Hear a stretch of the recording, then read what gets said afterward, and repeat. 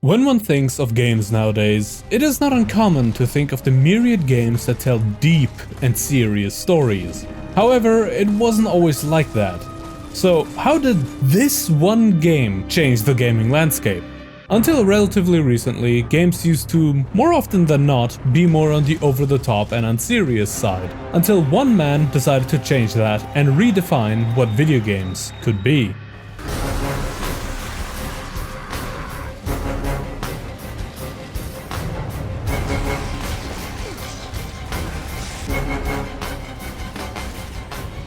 As is the norm, the marketing budget was crucial to the game's success. However, Gears of War was a special case. With there not being a new Halo to go along with the release of the 360, Xbox needed a platform seller. So their marketing was essentially Xbox 360 marketing, which led to Xbox bloating the absolute shit out of the marketing funding for Epic Studios. So much so, it was reported that Gears got a disproportionate amount of funding, even though a solid number was never given.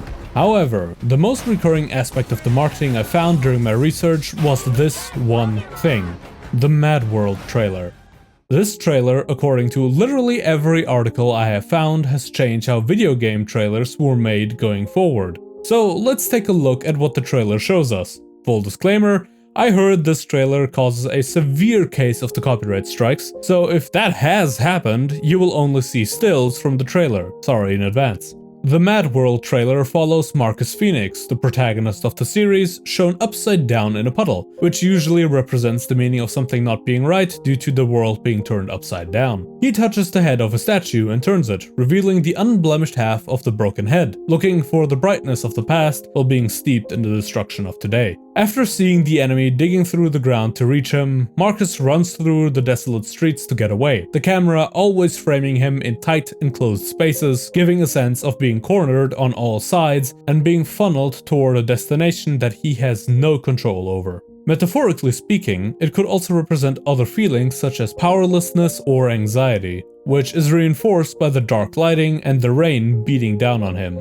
The next shot is framed as if he's being watched, which is quickly revealed to be true, as locusts are hiding in the shadows, waiting to pounce. At one point, Marcus is almost face to face with a locust drone, which is when he forces his way through a wall, breaking free of his predetermined path into a wide open space, but being forced with even more hardship, as represented by the huge fucking amount of locusts. At first, we see him defiantly staring down the locust horde, but the muzzle flash reveals his true feelings. A look of desperation and fear replaces his defiant expression. The trailer ends with a giant locust horde and Marcus in a wide shot that may represent the helplessness he feels going up against such an overwhelming force, with an endless abyss waiting behind them.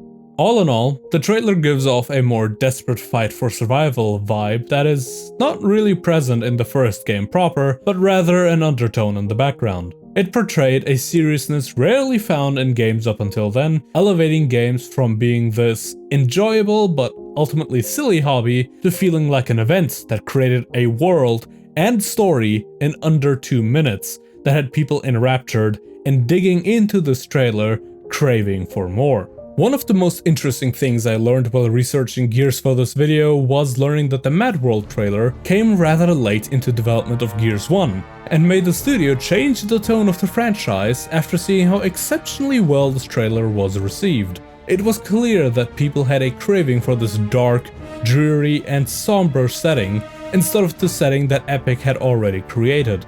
As it was far too late to uproot the entire game to match the theme wholly, they made sure to double down on it in future releases and doing what they can to represent it in this one. Cliff Bleszinski used different personal life experiences to mold the tone of the game, citing a failing relationship and a trip to London to be two major inspirations in the game's themes, visuals, and even enemy design. Be it the desperation of Marcus and Dom that fuels them, the ruined beauty of Sera now that the locusts have ravaged it, or the Berserker, which was meant to represent Cliff's former wife. Beyond real-life influences, Gears was also meant to be a flagship showcase for next-gen games, with Unreal 3 being specifically made for it, allowing for seamless loading and larger, more detailed environments. This major leap in tech also forced Xbox to double the RAM of the 360, being forced to do so after having been told by Epic that Gears would not run well if the RAM was not increased. Xbox, of course, did as they were told, as Gears of War not being a success was not an option. Makes you wonder if General Ram, being the final boss, was a joke by the team to allude to the RAM being the final issue that stood in their way to making this game as they wanted to, and that being to create one of the defining shooters of that era.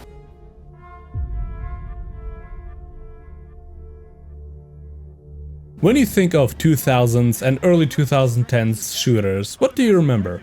Do you remember a poopy color palette with dystopian depictions of collapsed societies while being hunted by otherworldly creatures with that weird metallic sheen on everything that looks like someone cranked the reflections up to max while lathering the characters in especially reflective oil, and characters that range from gruff, sad military men to gruff, one-liner spitting military men?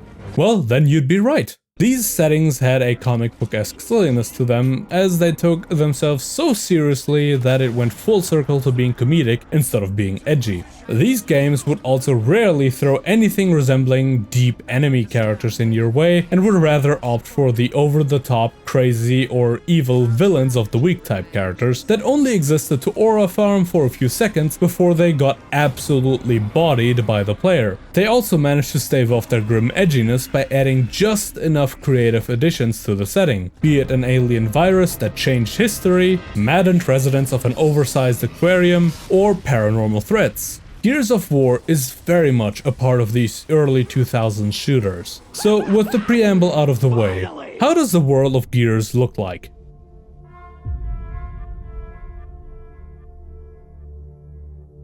Gears of War is set on Sera, a planet much like ours, but different in so many ways. Sera's days are longer, the planet itself is bigger, and has a civilization that has known war on an unimaginable scale. Long before the events of the game, the Serans engaged in a war known as the Pendulum Wars, which was fought for the control over emulsion, a naturally occurring quote-unquote resource used to fuel quite literally everything. The discovery of emulsion caused two camps to form on Sera, the COG and the UIR. Their nearly century-long war was only ended due to the inability of both factions to continue it. This forced end to the war ushered in an age of peace and prosperity that lasted for only 1.5 months until the emergence of the Locust changed everything. The Locust Horde made use of the exhausted military force of Sera and managed to wipe out a fourth of all humans within a single day. This terrible event would even go on to change the way Serans would date their calendars, changing it to BE and AE. This global invasion forced humanity to retreat to a plateau that could not be dug through, and forced them to use their new superweapon, the Hammer of Dawn, on their own unevacuated cities, in the hopes of slowing down the Locust invasion even a slight bit. This brutal countermeasure failed to harm the Locust in any meaningful way, and after 14 years of further collapse, we pick up the fight in what may be the final stand of humanity as a whole, as it faces an assault of enormous size. The setting of Gears of War is a crumbling, war-torn world defined by a desperate attempt at survival, countless sacrifices, and the cost of endless conflict. Its destroyed beauty reflects a society clinging to remnants of civilization while facing extinction beneath the shadow of a relentless, subterranean enemy.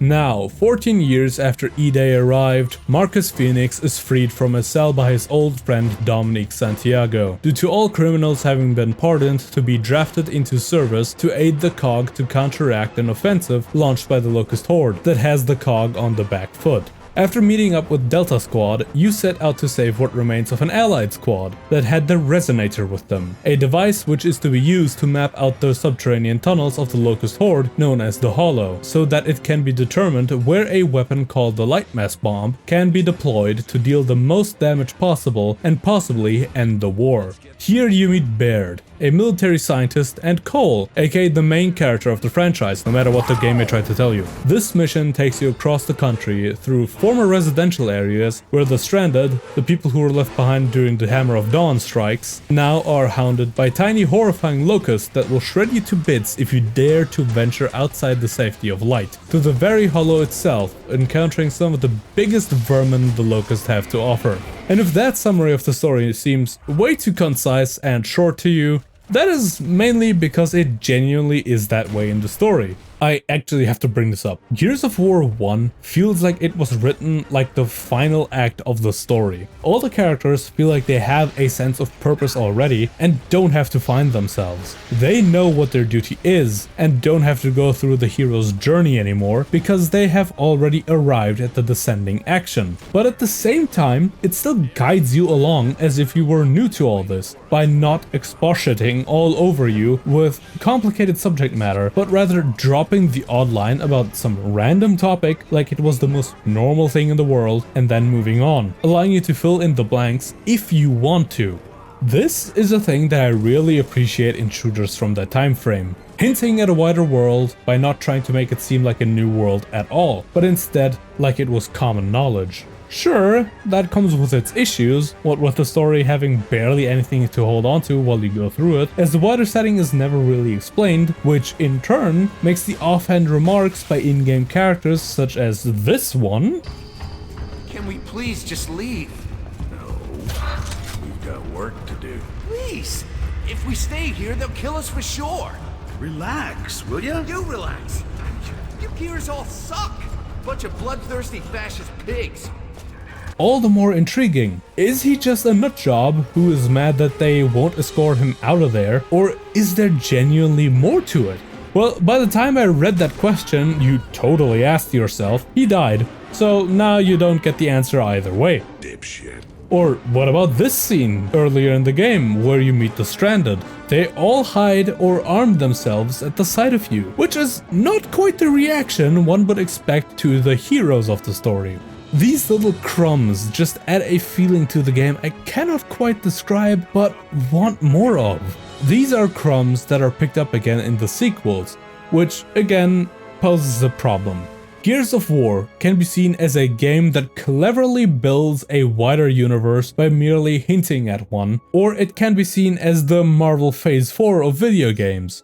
Constant setup with none of the payoff. I personally think it is the former, but I have seen people describe it to be more of a setup game that relies more on its gameplay to hook the player rather than giving any proper thought to the story or the characters for that matter. Though, there I have to interject and say, while this game is not character driven at all, you get slivers of the personalities of the ones you journey with. Sure, Baird may sound like an absolute jackass, but you also get these slivers of him feeling somewhat flustered about having been caught absolutely losing himself in some sort of engineering topic, or Dom being this lighthearted buddy who then suddenly becomes really serious when it comes to defending Marcus' innocence. These inklings of deeper characters would later then be picked up by the sequels and turn these quippy, one-liner spouting macho men into genuinely deep characters with facets to their beings that still spouted one-liners. Giant worm! They're sinking cities with a giant worm! So, with the characters and story not being the main thing for Gears 1,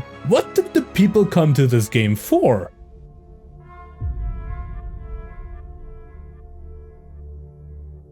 As mentioned before, the gameplay of Gears of War is truly the thing that sells it. I played both the original 360 version of the game, and once I had heard there was a PC version of it available via Game Pass, I swapped over to that, and one would expect the gameplay to feel dated in the 360 version compared to the updated PC version. And I am shocked to say that it felt no different at all. Oh, and before we get into the gameplay proper, I have to complain about Game Pass. Why is there no language change option? Why is it tied to my goddamn system language? And how come even then it doesn't work properly? I don't want to listen to the shitty German excuse of a voiceover. I want the English voiceovers. Jesus Christ! The one way I could describe the gameplay of Gears is heavy. Whereas many other shooters back then, and even now, focus on gameplay and movement being snappy and responsive, Gears of War focused on the weight of it. If you look at these characters, what do you see? Do you see people that could float like a butterfly and sting like a bee? If so, you need to get some glasses, my friend, because you may be a berserker. No, these supersized dwarfs boast a girth that at best allows them to move like an obese tank with anger issues and a grumpy attitude to boot. And speaking of boots, as the chunkiest ballerinas around, you obviously are a huge target, which forces you to rush to cover, and when you do, you can feel each goddamn gram of meat on these hulking soldiers. The cover shooter gameplay was inspired by Resident Evil 4's over-the-shoulder camera and Kill Switch's sticky cover, but polished to such a degree that most people would claim that Gears of War would be the defining cover shooter. You don't run and gun, you duck and fire, with an action camera following you all the way, recording everything as if you were in a war documentary, camera shake included. While the guns didn't kick like a mule, forcing you to adjust your aim while firing, they spray into oblivion if you didn't get into position and brace your guns. It makes the combat not feel like you're fighting an anonymous enemy that is so far away you cannot see their faces. Every gun makes sure you see the face of your enemy by either forcing you to be up close or allowing you to zoom in and see the ugly mug that is trying to take you out. In that, the combat feels more like a gladiator fight you cannot run from, but have to be face to face with your enemy to survive. This intimate situation you will find yourself in time and time again allows you to also hear the symphony of the armory present in Gears 1. For every gun you pick up sounds like it is being fired right next to your ear and has a sound that may just be unique in the entire shooter genre. That is, unless you decide to whip out Old Reliable and cut yourself some prime locust meat.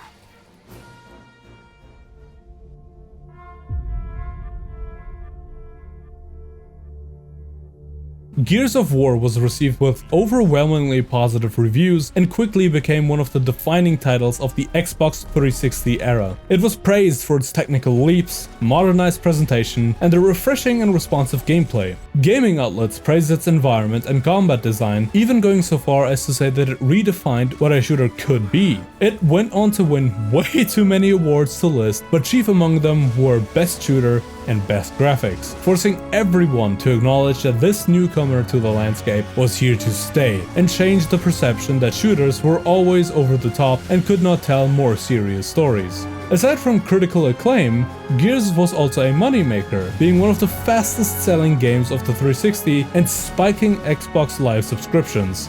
Gears, of course, became the first in a long list of official media that would build on the franchise and expand its world with 8 games, with a 9th on the way, 8 books, 3 comics, a board game, and a Gears of War film that has been stuck in development hell since 2016. The original trilogy kept the ball rolling with hit after hit, but with the release of the new gen games, namely Gears 4 and 5, the ball stopped, with 4 having received some major criticisms in its writing and 5 with its lack of innovation. As someone who has been interested in Gears for a long time, and with Gears of War E-Day coming out in 2026, I finally took the plunge into the setting, and after having finished the first game, I am genuinely hungry for more and cannot wait to dive deeper into this world.